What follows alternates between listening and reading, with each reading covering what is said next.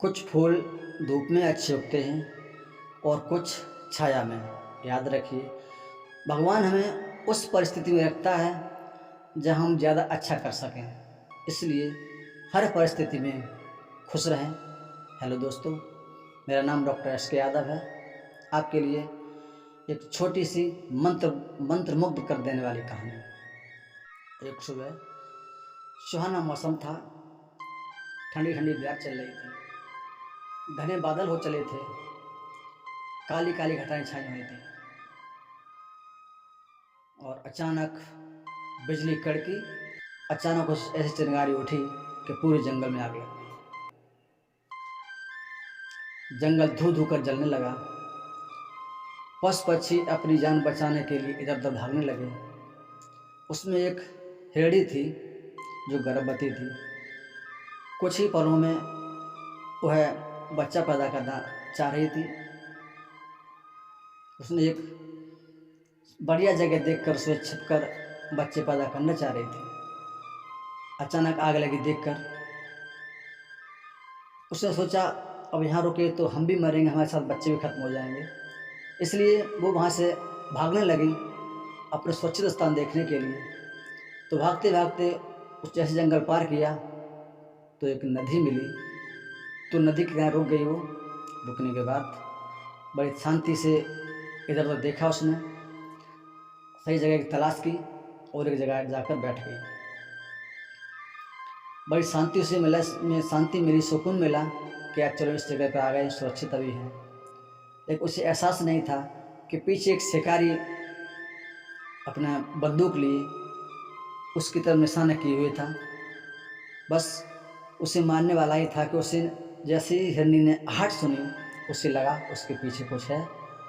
उसने इस तरह से नजर घुमाकर देखा तो उसे लगा कि हमारे पीछे कोई है, हमारी कोई जान लेने वाला है, हमारे को शिकार करने वाला है। तो उसने सोचा चलो यहाँ से भागते हैं। जैसे ही भागने के लिए मुड़ी वो तो क्या देखती है कि दूसरी तरफ हिरन को मारने के लिए एक शेर ताक लगाए बैठा था कि कब हिरणी आगे बढ़े, कब वो छलांग लगाए उसे खत्म कर दे। अब एक तरफ शिकारी, एक तरफ हिरन और दूसरी तरफ नदी। उसके बचने के रास्ते खत्म हो चुके थे।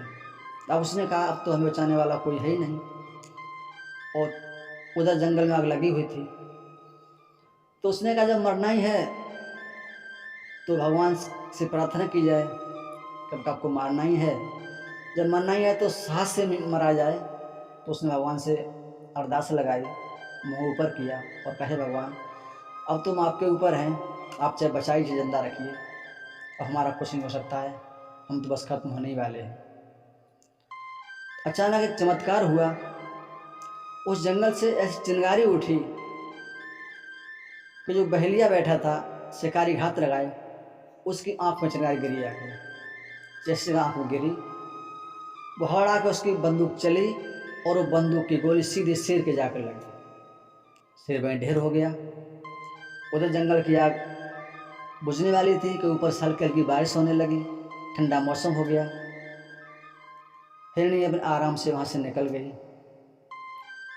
तो ये कहानी हमें बताना चाह रही है कि जब इंसान चारों तरफ से परेशानियों से घिरा हो तो उसे सब कुछ प्रभु के ऊपर छोड़ देना चाहिए कि हे प्रभु अब जो कुछ है आपके हाथ में है, हमारा कुछ नहीं है।